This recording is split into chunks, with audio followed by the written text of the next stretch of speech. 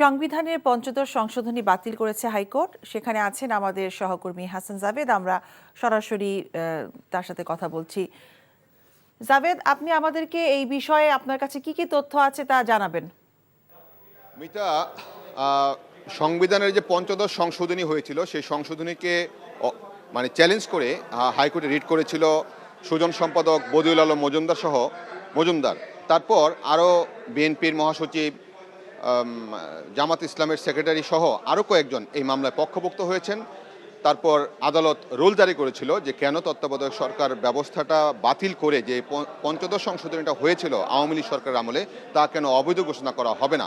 তারপর 23 কার্য দিবস এটার উপর শুনানি হয়। শুনানি শেষে আজকে এখনও কিন্তু রায় ঘোষণা চলছে। তো ইতিমধ্যে আমরা যে তথ্যটা জানতে পেরেছি যে তত্ত্বাবধায়ক সরকার ব্যবস্থাটা বাতিল করে যে পঞ্চদশ সংশোধনী হয়েছিল সেই অংশটাকে মানে অবৈধ ঘোষণা করছে। তার মানে হচ্ছে সংবিধানে তত্ত্বাবধায়ক সরকার ব্যবস্থাটা আবার ফিরে আসছে এই হাইকোর্টের রায়ের মাধ্যমে।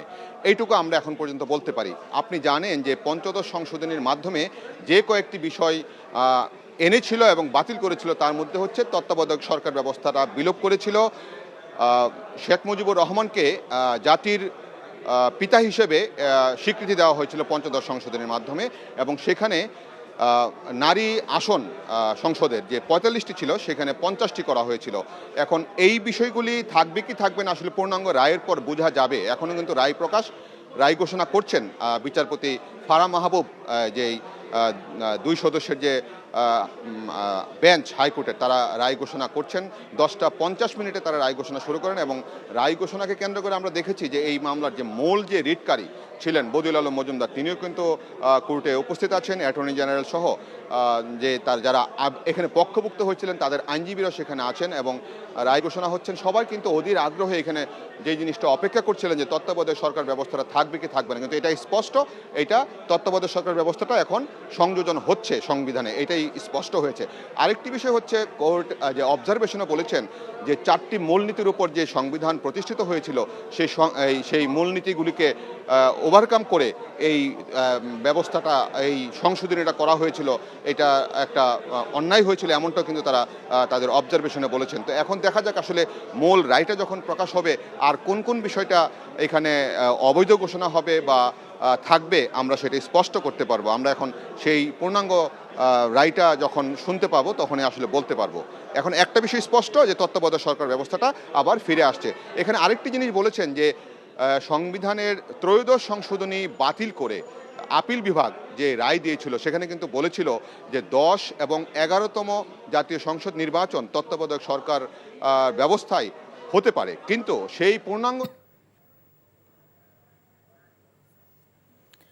জানছিলাম সংবিধানের পঞ্চদশ সংশোধনী বাতিলের খবর। ভালোবাসার প্রথম শর্ত বিশ্বাস, যেটা আমার প্রতি কখনোই তোমার ছিল না। আমি তোমাকে বিয়ে করতে চেয়েছিলাম। চেয়েছিলে আমার ইচ্ছেগুলোকে গলা টিপে হত্যা করার পর। নিলয়ের হঠাৎ এমন চেঞ্জ আমার ভালো লাগছে না। তোমার নিলয়কে নিয়ে টেনশন করতে হবে না। আমি ভুল মানুষকে ভালোবেসেছি। আপনি ডাক্তার? জি। কিসের ডাক্তার আপনি? মেডিসিন, গাইনি, অর্থোপেডিক নাকি সাইকোলজিস্ট?